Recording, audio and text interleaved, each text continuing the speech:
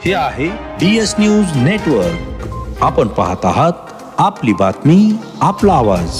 नमस्कार, मी दिनकर शिंदे. आपण पाहताय DS न्यूज. तुमचं मत माझं मत मध्ये आपलं स्वागत. मित्रांनो, महत्वाचा विषय मी आपल्यासोबत घेऊन आलोय. तो म्हणजे असा आहे की महाराष्ट्राचे माजी राज्यपाल भगतसिंग कोश्यारी आणि सध्या विधानसभेचे अध्यक्ष असलेले राहुल नार्वेकर हे दोघंही महाराष्ट्रामध्ये चर्चेत आले. त्याचं कारणही ठरलंय की सुप्रीम कोर्टानं दोघांवरही ताशेरे ओढलेले आणि दोघांचेही कान टोचलेले. विशेष म्हणजे याविषयी महाराष्ट्रामध्ये सुद्धा चर्चा सुरू आहे आणि एका महत्वाच्या आणि जबाबदार पदावर बसलेली मंडळी जर अशा पद्धतीनं काम करत असेल आणि सुप्रीम कोर्टचे जज असतील हे जर त्यांची अशा पद्धतीनं कान उघडणी करून ताशेरे ओढत असतील तर हा महाराष्ट्रातील तमाम लोकशाहीला मानणाऱ्या जनतेचा सुद्धा अपमान आहे. त्यांना सुद्धा याबाबत वाईट वाटतंय. हा महत्वाचा विषय. मित्रांनो, उद्धव ठाकरे शिवसेनेचे हे मुख्यमंत्री होते. त्यावेळेस महाविकास आघाडीचं सरकार स्थापन झालेलं होतं आणि याच वेळेला भगतसिंग कोश्यारी जे की भारतीय जनता पार्टीचे माजी मुख्यमंत्री होते, भारतीय जनता पार्टीचे कार्यकर्ते होते आणि त्यांनाच पंतप्रधान नरेंद्र मोदी यांनी महाराष्ट्राचे राज्यपाल म्हणून त्या ठिकाणी पाठवलं होतं. विशेषतः राज्यपाल हा म्हणजे एक अंपायर असतो जो की कोणत्याही पक्षाचा नसून तो राज्याच्या हिताचे निर्णय जो कोणी मंत्रिमंडळ देईल त्याबाबत तो मंजूर करणं आणि ते लागू करणं एवढं काम राज्यपालांचं असतं. परंतु नेमकं झालं असं की देवेंद्र फडणवीस यांना मुख्यमंत्री व्हायचं होतं, परंतु उद्धव ठाकरे यांनी महाविकास आघाडी सोबत घेऊन सत्ता स्थापन केली आणि देवेंद्र फडणवीस यांचं स्वप्न त्या ठिकाणी भंग झालं होतं. मित्रांनो, उद्धव ठाकरे भारतीय जनता पार्टी सोबत येत नाही याच वेळेस भारतीय जनता पार्टीच्या देवेंद्र फडणवीस यांनी महाराष्ट्रामध्ये एक मोठी चाल खेळली होती आणि ही चाल अशी होती की राज्यामध्ये राष्ट्रपती राजवट त्या ठिकाणी लागू करण्यात आली होती. राष्ट्रपती राजवट लागू केल्यामुळं नेमकं महाराष्ट्रामध्ये कुणाचं सरकार स्थापन होईल हा प्रश्न गंभीर स्वरूपाचा निर्माण झाला होता.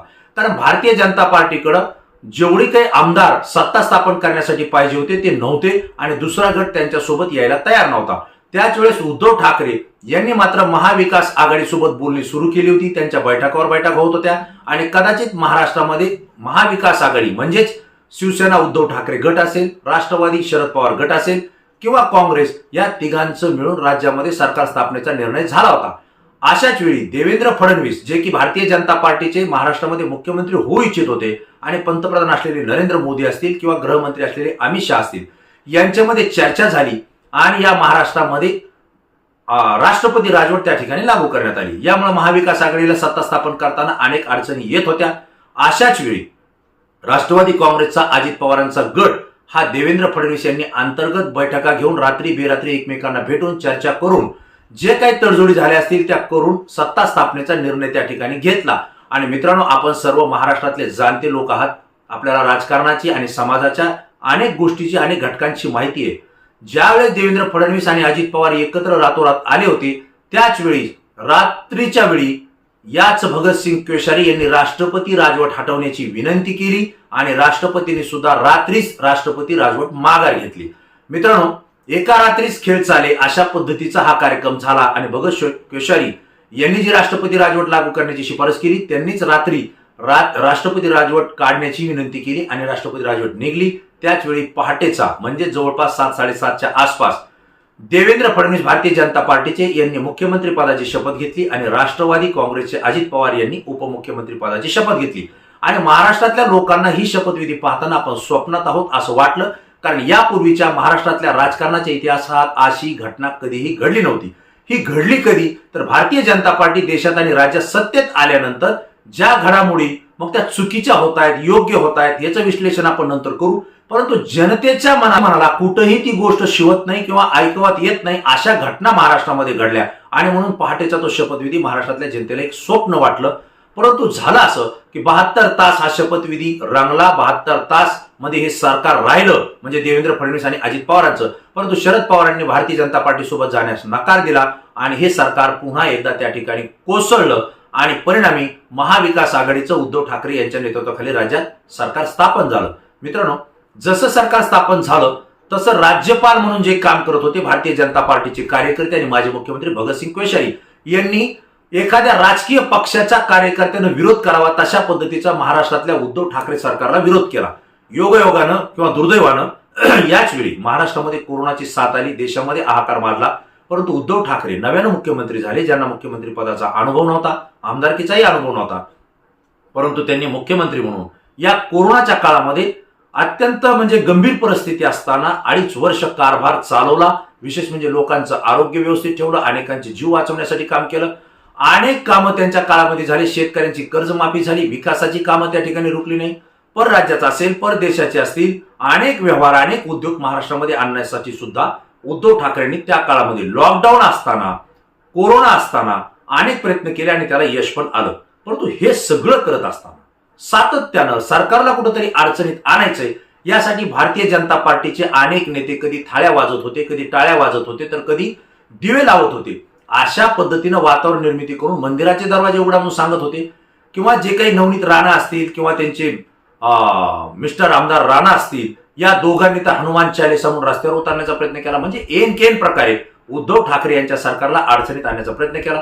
किरीट सोमय्या यांनी प्रयत्न केला, विशेष म्हणजे आशिष शेलारने प्रयत्न केला, प्रवीण दरेकरांनी प्रयत्न केला. हे सगळं करत असताना राज्यपाल जे की अंपायरच्या भूमिकेत असतात, ज्यांचा कुणाशी संबंध नाही, त्यांनी सुद्धा स्टेटमेंट केलं की महाराष्ट्रामध्ये मंदिराचे दरवाजे उघडले पाहिजे. मित्रांनो, भगतसिंग कोश्यारी यांनी हे स्टेटमेंट करून राज्यामध्ये एक धार्मिक वातावरण निर्माण करण्याचा प्रयत्न केला, धर्मामध्ये तेढ निर्माणाचा प्रयत्न करण्यात आला. कारण कोरोनाच्या काळामध्ये लॉकडाऊनमध्ये सगळ्याच धर्माचे मंदिरं असतील, पूजागृह असतील, सगळेच बंद करण्यात आले होते. कारण लोकांचा संपर्क येत होता आणि कोरोना वाढत होता, हे त्याच्या मागचं कारण होतं. पण भगतसिंग कोश्यारी यांनी राजकारणात उडी घेतली आणि त्या पद्धतीने सरकारला सुद्धा अडचणीत आणण्याचं काम केलं. उद्धव ठाकरे सरकारनं 12 विधान परिषदेच्या आमदारांची यादी दिली. ती आमदारकीची यादी 2.5 वर्ष जरी झाले तरी भगतसिंग कोश्यारी यांनी ती पूर्ण केली नाही, किंवा त्यांनी जी आमदारांची यादी पाठवली होती ती ऍक्सेप्ट केली नाही आणि त्या उमेदवाराला त्या ठिकाणी विधान परिषदेवर घेण्यात आलं नाही. हे आपण सगळं पाहतो. हा मुद्दा नंतर न्यायालयात गेला, न्यायालयानंतर ती बाजू ऐकून घेतली आणि उद्धव ठाकरे यांनी जी यादी पाठवली तीच यादी अंतिम आहे, हा सुद्धा निर्णय त्या ठिकाणी दिलेला आहे. परंतु अजूनही त्या 12 आमदारांची निवड झालेली नाही. हे सगळं भगतसिंग कोश्यारी यांच्यामुळे महाराष्ट्रामध्ये झालेलं आहे. मित्रांनो, हे सगळं करत असताना भगतसिंग कोश्यारी यांनी जे स्टेटमेंट केले, मग डॉक्टर बाबासाहेब आंबेडकर यांच्या विरोधात बोलले, कधी महात्मा फुले, सावित्रीबाई फुले यांच्याही विरोधात बोलले, छत्रपती शिवाजी महाराजांचा त्यांनी एकेरी उल्लेख करून नितीन गडकरींशी त्यांची तुलना केली. असे एक ना अनेक प्रकारचे स्टेटमेंट हे भगतसिंग कोश्यारी यांनी करून महाराष्ट्रामध्ये एक तेढ निर्माण करण्याचा आणि राजकीय वातावरण भारतीय जनता पार्टीला पोषक कसं होईल यासाठी प्रयत्न केला. आणि विशेषतः मुख्यमंत्री उद्धव ठाकरे यांचा जो गट आहे, शिवसेनेचा एकनाथराव शिंदे गट, हा ज्यावेळेस गुजरातला गेला, त्यानंतर गुवाहाटीला गेला, या काळामध्ये भगतसिंग कोश्यारींना अधिकार नसताना त्यांनी उद्धव ठाकरे सरकारला बहुमत सिद्ध करण्याची नोटीस काढली आणि याच वेळी स्वाभिमान असलेल्या उद्धव ठाकरे यांनी आपल्या पदाचा राजीनामा दिला. कारण हे सगळं घटनाबाह्य चाललं होतं, हे त्यांना पटत नव्हतं आणि ते धूर्त राजकारणासारखं काम करत नाहीत. प्रामाणिक जे आहे त्या पद्धतीनं काम करतात आणि उद्धव ठाकरे यांनी आपल्या स्वाभिमानाला जागं राहून त्यांनी आपल्या मुख्यमंत्री पदाचा राजीनामा त्या ठिकाणी दिला. आणि नंतरच्या काळामध्ये एकनाथराव शिंदे हे महाराष्ट्राचे मुख्यमंत्री झाले, देवेंद्र फडणवीस उपमुख्यमंत्री झाले. ही सगळी घटना आपल्याला माहिती आहे. परंतु या सगळ्या घडामोडी मागे भगतसिंग कोश्यारी यांचा मोठा हात होता आणि भारतीय जनता पार्टीचे ते हस्तक प्रमाणे त्या ठिकाणी काम करत होते. विशेषतः हे प्रकरण ज्यावेळेस न्यायालयामध्ये गेलं, आज उद्धव ठाकरे यांचा गट न्यायालयामध्ये गेला, सुप्रीम कोर्टामध्ये गेला, त्या सुप्रीम कोर्टामध्ये निकाल लागत असताना भगतसिंग कोश्यारी यावर जे राज्यपाल होते यांच्यावर सुप्रीम कोर्टानं अनेक ताशेरे ओढले, घटनाबाह्य काम केल्याचा आरोप त्यांच्यावर ठेवला, 12 आमदारांची निवड केली नाही या संदर्भात सुद्धा त्यांनी ताशेरे ओढले. आणि विशेषतः एकनाथराव शिंदे यांना मुख्यमंत्री पदाची शपथ दिली, त्यांचे जे गटनेत्यांची त्यांनी नाव दिलं होतं त्यांना मंजुरी दिली. या सगळ्या प्रकारामध्ये राज्यपालांवर त्या ठिकाणी ताशेरे ओढण्यात आले. आणि विशेषतः उद्धव ठाकरे यांना बहुमत सिद्ध करण्याचं जे काही सांगण्यात आलं होतं ते सुद्धा घटनाबाह्य होतं. अशा पद्धतीनं सुप्रीम कोर्टानं त्या ठिकाणी कान उघडणी केली, कान टोचले. पण भगतसिंग कोश्यारी यांच्यावर जो रोष आला त्याच वेळेस त्यांचं राज्यपालपद गेलं आणि त्यांना महाराष्ट्राच्या बाहेर भारतीय जनता पार्टीनं हाकलून दिलं. मित्रांनो, हाकलून यासाठी म्हणतोय कारण त्यांना बळजबरी पाठवलं, त्यांची जायची इच्छा असो किंवा नसो आपल्याला माहित नाही. परंतु भगतसिंग कोश्यारी महाराष्ट्रामध्ये चर्चेला आले आणि त्यांच्यावरती प्रचंड रोष महाराष्ट्रातल्या जनतेचा आहे. आता झालंय असं की ते गेले, परंतु महाराष्ट्राच्या विधानसभेचे जे उपाध्यक्ष होते नरहरी झिरवळ यांनी एकनाथ शिंदे गट हा अपात्र आहे अशा पद्धतीचं स्टेटमेंट दिलं आणि तो गट या पुढच्या काळात सुद्धा अपात्रच राहील अशा पद्धतीचं स्टेटमेंट ते सातत्यानं देत आहेत. वास्तविक पाहता अजित पवार गटासोबत ते आता एकनाथराव शिंदे आणि भारतीय जनता पार्टी देवेंद्र फडणवीस यांच्या सोबत गेले, ते आता सध्या काही बोलत नाही. परंतु जरी मी आज पदावर असतो तरी मी नियमाप्रमाणेच कारवाई केली असती असं ते म्हणतायत. म्हणजेच एकंदरीत काय की एकनाथराव शिंदे यांच्या सोबत गेलेले आमदार हे अपात्रच होतील, कारण तशा पद्धतीची नोटीस काढलेली आहे. त्यांचे गटनेते असतील किंवा सभागृहातले नेते असतील हे सुद्धा अपात्र ठरतील असंही नरहरी झिरवळ यांनी यापूर्वी सांगितलेलं आहे. परंतु मित्रांनो, असं झालंय की आता विधानसभेचे अध्यक्ष म्हणून राहुल नार्वेकर जे की भारतीय जनता पार्टीचे कार्यकर्ते आहेत, भारतीय जनता पार्टीचे सदस्य आहेत आणि विशेषतः अनेक पक्ष बदलून ते आता भारतीय जनता पार्टीमध्ये स्थिरावलेले आहेत. म्हणजे अनेक पक्षांचा पक्ष बदल करण्याचा अनुभव त्यांच्या पाठीशी आहे आणि ती विधानसभेचे अध्यक्ष आहेत. मित्रांनो, सुप्रीम कोर्टात उद्धव ठाकरे गटाने जी याचिका दाखल केली त्या सुप्रीम कोर्टाने स्पष्ट निकाल दिलेला आहे. असं ऍडव्होकेट असीम सरोदे यांनी सुद्धा आपल्याला सांगितलंय की उद्धव ठाकरे यांना फोडून बाजूला जाऊन जे एकनाथ शिंदे आणि त्यांचे सहकारी 16 आमदार आणि त्यानंतरचे इतर आमदार असे सगळे म्हणून 40 आमदार हे अपात्र ठरतील, कारण हे सगळं घटनाबाह्य झाले सुप्रीम कोर्टानं सांगितलंय. परंतु निकाल देण्याचा अधिकार विधानसभेच्या अध्यक्षाला आहे, म्हणून सुप्रीम कोर्टानं तो निकाल राहुल नार्वेकर यांच्याकडे पाठवलाय आणि त्यांना सांगितलंय योग्य वेळेमध्ये हा निकाल आपण जाहीर करा, या संदर्भात जो काही असेल तो निकाल जाहीर करा. परंतु राहुल नार्वेकर हे भारतीय जनता पार्टीचे आहेत आणि म्हणूनच ही तारीख पे तारीख येत चाललेली आणि या 16 आमदारांना अपात्र करण्याच्या संदर्भातला निर्णय आता जवळपास 1.5 वर्ष होऊन गेलेला आहे, तरी सुद्धा अद्याप लागलेला नाही. म्हणजेच मित्रांनो, राहुल नार्वेकर हे सुद्धा योग्य पद्धतीनं योग्य दिशेनं काम करत नाही, हे तमाम महाराष्ट्रातल्या जनतेला दिसतंय, राजकीय विश्लेषकाला सुद्धा दिसतंय. उल्हास बापट जे की राजकीय घटनातज्ञ आहेत यांनी तर स्पष्टपणे सांगितलं की राहुल नार्वेकर चुकतायत, राहुल नार्वेकरांनी निर्णय घेणं गरजेचं आहे, कारण सुप्रीम कोर्टाने त्यांच्यावर जबाबदारी सोपवली आहे आणि विशिष्ट वेळेमध्ये हा निर्णय घेणं गरजेचं आहे. कारण घटनाबाह्य सरकार हे सध्या राज्य करत आहे आणि त्यांनी घटनाबाह्य सरकार राज्य करणं म्हणजे अनेक निर्णय ते घटनाबाह्य घेत आहेत हे सिद्ध होत आहे. त्यामुळे राहुल नार्वेकर यांनी तात्काळ ज्या पदावर ते बसलेले आहेत, अंपायर म्हणून बसलेले आहेत, कुठल्याही पक्षाचे ते नाहीयेत, त्यांनी सुद्धा तात्काळ निर्णय घेणं गरजेचं आहे. हे उल्हास बापट हे सातत्यानं सांगतायत, ऍडव्होकेट असीम सरोदे सातत्यानं सांगतायत, ऍडव्होकेट उज्ज्वल निकम हे जे सांगतायत, पण त्यांची भूमिका थोडी वेगळी आहे. ते सरकारच्या बाजूने बोलल्यासारखा त्यांचा स्वर सातत्याने येतोय. कदाचित ते कायद्याचे पंडित आहेत, तज्ज्ञ आहेत, त्यांच्या विचारानुसार त्यांची बाजू मांडणं हे त्यांचं कर्तव्य आहे. परंतु मित्रांनो, हे सगळं सांगत असताना हे प्रकरण पुन्हा सुप्रीम कोर्टात गेलं आणि सुप्रीम कोर्टानं मात्र विधानसभेचे अध्यक्ष राहुल नार्वेकर यांचे सुद्धा कान टोचले, त्यांच्यावर सुद्धा ताशेरे ओढले की तुम्ही जो विलंब लावताय हे आम्हाला कदापि मान्य नाही, कारण सुप्रीम कोर्टाचा मान राखणं हे तुमचं काम आहे. विधानसभेचा मान सुप्रीम कोर्ट राखतंय, परंतु सुप्रीम कोर्टाचा सुद्धा मान राखणं हे विधानसभा अध्यक्षाचं काम आहे. दिलेल्या वेळेमध्ये हा निकाल लावणं गरजेचं होतं, प्रोसिजर करणं गरजेचं होतं, परंतु आपण योग्य वेळी केलं नाही. तात्काळ आपण यावर कारवाई करा आणि वेळापत्रक आम्हाला मंगळवारपर्यंत सादर करा, असं सुरुवातीला त्यांनी राहुल नार्वेकर यांच्यावर ताशेरे ओढून सांगितलं होतं. आणि एवढंच नाही तर जे काही आपल्या महाराष्ट्राचे प्रतिनिधी म्हणून त्या ठिकाणी काम करत होते त्यांना सुद्धा सांगितलं की चांगल्या कायदे वकिलाचा त्या ठिकाणी सल्ला घ्या, राहुल नार्वेकरांना त्यांचा सल्ला घ्यायला सांगा, त्यांना समजावून सांगा. त्यांना जर घटना आणि न्याय कळत नसेल किंवा कायदा कळत नसेल किंवा ही घटना कळत नसेल तर एका तुम्ही मीटिंग घ्या, बैठक घ्या आणि त्यांना ही घटना समजून सांगा, असंही त्यांनी त्या ठिकाणी सांगितलं. देशाच्या इतिहासात पहिल्यांदा सुप्रीम कोर्टाच्या जजनं म्हणजे न्यायाधीशांनी एखाद्या विधानसभेच्या अध्यक्षाला अशा पद्धतीनं कोर्टामध्ये कडक शब्दामध्ये सुनावणं ही पहिल्यांदा घडलेली घटना आहे. यामध्ये महाराष्ट्राचा सुद्धा अपमान आहे. मित्रांनो, यानंतर सुद्धा राहुल नार्वेकर काहीतरी निर्णय घेतील असं वाटलं होतं, परंतु मंगळवारी तारीख झाली. या मंगळवारच्या तारखेमध्ये सुद्धा वेळापत्रक योग्य पाहिजे त्या पद्धतीनं दिलं नाही. निकाल आम्ही ह्या अपात्र आमदारांचा कधी देऊ याचं वेळापत्रक योग्य पद्धतीनं राहुल नार्वेकर यांच्या बाजूनं आलेलं नाही, म्हणून पुन्हा एकदा सुप्रीम कोर्टाचे न्यायाधीश चंद्रचूड हे त्या ठिकाणी चिडले आणि त्यांनी पुन्हा एकदा सांगितलं जर 30 ऑक्टोबर पर्यंत तुम्ही या संदर्भात योग्य निर्णय घेतला नाही तर निकाल कधी द्यायचा आणि वेळापत्रक कसं ठरवायचं हे सुप्रीम कोर्ट तुम्हाला सांगेल, तो अधिकार आम्हाला आहे, असं स्पष्टपणे त्यांनी पुन्हा एकदा सुनावलेलं आहे. आणि राहुल नार्वेकर यांची पुन्हा एकदा कान उघडणी करून त्यांच्यावर ताशेरे ओढलेले की तुम्ही सुप्रीम कोर्टाच्या आदेशाप्रमाणे काम करत नाहीत. सुप्रीम कोर्ट काय आहे हे एकदा राहुल नार्वेकर यांना समजून सांगा. मित्रांनो, वास्तविक पाहता राहुल नार्वेकर हे ऍडव्होकेट आहेत, कायद्याचे ज्ञान त्यांना आहे, परंतु राजकीय दबावापोटी ह्या सगळ्या घटना घडतायत. राहुल नार्वेकर हे जर खरोखर या पद्धतीचं त्यांच्याकडे माहिती असेल, नॉलेज असेल तर हा निर्णय ते देऊ शकतात.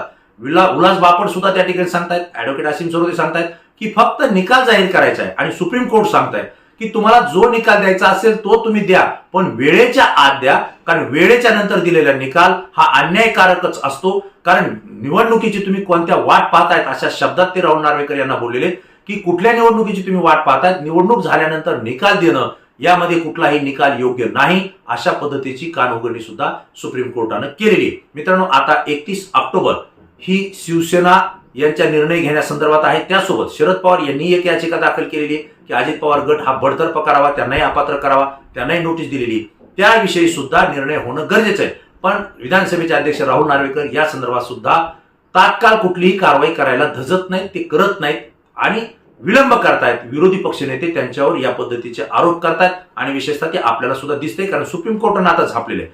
मित्रांनो, दुसरी गोष्ट अशी, सुप्रीम कोर्टाने यापूर्वीच्या एका घटनेमध्ये निकाल देताना महाराष्ट्र सरकार, जे की एकनाथराव शिंदे मुख्यमंत्री, उपमुख्यमंत्री देवेंद्र फडणवीस आणि अजित पवार उपमुख्यमंत्री आहेत, या सरकारला सुप्रीम कोर्टानं झापलं. हे सरकार कुठलाही विकास काम करत नाही. ज्या आमदारांचा निधी देण्यात आलेला आहे, ज्या आमदारांना विकास कामं मंजूर झाली ती सुद्धा अडवण्याचं काम केलेलं आहे. हे राज्यातलं सरकार, महाराष्ट्रातलं सरकार नामर्द आहे, अशी उपाधी सुद्धा सुप्रीम कोर्टानं महाराष्ट्रातल्या शिंदे सरकारला दिलेली आहे. मित्रांनो, हे जे ज्यावेळेस आपण ऐकतोय हे राजकारणाच्या इतिहासामध्ये, महाराष्ट्राच्या इतिहासामध्ये यापूर्वी कधीही घडलं नाही. एखाद्या सरकारला सुप्रीम कोर्ट झापतंय, एका राज्यपालाला सुप्रीम कोर्ट झापतंय, एका विधानसभेच्या अध्यक्षाला सुप्रीम कोर्ट झापतंय. जर असं असेल तर संपूर्ण महाराष्ट्रामध्ये आणि देशामध्ये एक संदेश जातोय की सध्या महाराष्ट्रामध्ये भारतीय जनता पार्टीचे देवेंद्र फडणवीस यांनी जी केलेली अभद्र युती आणि अभद्र सरकार आहे हे घटनाबाह्य आहे. याला सुप्रीम कोर्टाची सुद्धा, म्हणजे न्यायालयाची सुद्धा मंजुरी नसल्याचं दिसतंय आणि प्रत्येकावर ताशेरे ओढल्या जात असेल तर एवढा अट्टहास सत्तेसाठी देवेंद्र फडणवीस आणि भाजप का करताय असा प्रश्न सगळ्यांच्या मनामध्ये आणि जनतेला पटलाय की सत्तेसाठी भारतीय जनता पार्टी कोणत्याही स्तराला जाऊ शकते आणि विशेषतः देवेंद्र फडणवीस कोणाशीही तडजोड करू शकतात, हे या ठिकाणी स्पष्ट होतंय. मित्रांनो, आज महाराष्ट्रामध्ये एकच चर्चा सुरू आहे, ती म्हणजे जे महाराष्ट्राचे माजी राज्यपाल आणि भाजपचे कार्यकर्ते होते भगतसिंग कोश्यारी आणि आज विधानसभेचे अध्यक्ष असलेले भारतीय जनता पार्टीचे कार्यकर्ते असलेले राहुल नार्वेकर, हे दोघं घटनाबाह्य काम करतायत का किंवा घटनेला अनुसरून दिलेल्या वेळेत काम करत नाहीत का? कारण का सुप्रीम कोर्टानं त्यांच्यावर ताशेरे ओढले हा प्रश्न सध्या जास्त चर्चेला आहे आणि सुप्रीम कोर्टानं दोघांवरही ताशेरे ओढलेले आहेत. याचाच अर्थ कुठंतरी भगतसिंग कोश्यारी असतील किंवा राहुल नार्वेकर असतील यांचं चुकतंय असा त्यातून संदेश जनसामान्यांमध्ये गेलेला आहे. मित्रांनो, मला आपल्याला प्रश्न विचारायचा आहे की ही माहिती मला आपल्यासोबत शेअर करणं योग्य वाटलं की या ठिकाणी भगतसिंग कोश्यारी यांनी राज्य सरकारला अडथळे आणले का? राज्य सरकारला अनेक कामं करण्यापासून रोखलं का? आणि भारतीय जनता पार्टीच्या वरिष्ठ नेत्यांच्या इशाऱ्यावर भगतसिंग कोश्यारी काम करत होते का? याबद्दल आपल्याला काय वाटतं, आपण आपलं मत व्यक्त करावं. त्यासोबतच विधानसभेचे सध्याचे अध्यक्ष असलेले राहुल नार्वेकर हे भारतीय जनता पार्टीच्या वरिष्ठ नेत्यांच्या इशाऱ्यावर तारीख पे तारीख अशा पद्धतीनं या घटनेला विलंब लावतायत का? हाही प्रश्न आहे. आणि सुप्रीम कोर्टानं त्यांच्यावर जे ताशेरे ओढलेले आहेत हे योग्य आहेत का? आपल्याला काय वाटतं? आपण या ठिकाणी आपलं मत व्यक्त करा. आणि सुप्रीम कोर्टाने एवढे ताशेरे ओढल्यानंतर सुद्धा राहुल नार्वेकर हे 30 ऑक्टोबर पर्यंत किंवा नोव्हेंबर महिन्यामध्ये एकनाथराव शिंदे गट असेल, अजित पवार गट असतील यांच्यावर किंवा त्यांच्या प्रकरणामध्ये जे कोणी आमदार असतील त्यावर पात्र किंवा अपात्रतेची कारवाईचा निर्णय घेतील का? आपल्याला काय वाटतं? आपण या व्हिडिओच्या खाली कमेंट्स बॉक्समध्ये आपल्या प्रतिक्रिया अवश्य द्या. मित्रांनो, तुमच्या प्रतिक्रिया अभ्यासू असतात, संपूर्ण महाराष्ट्रातून आलेल्या असतात. महाराष्ट्रातून आलेल्या असल्यामुळे आमच्यासाठी त्या महत्वाचे, परंतु तुमच्या प्रतिक्रिया संपूर्ण महाराष्ट्र पाहतोय. अवश्य प्रतिक्रिया द्या आणि लाईक करायला विसरू नका. व्हिडिओ आवडला तर आपल्या मित्रांना अवश्य शेअर करा ही मी तुम्हाला विनंती करतो. आणि पुन्हा नवीन विषय, नवीन मुद्दा घेऊन आपल्या समोर येईल. तोपर्यंत धन्यवाद.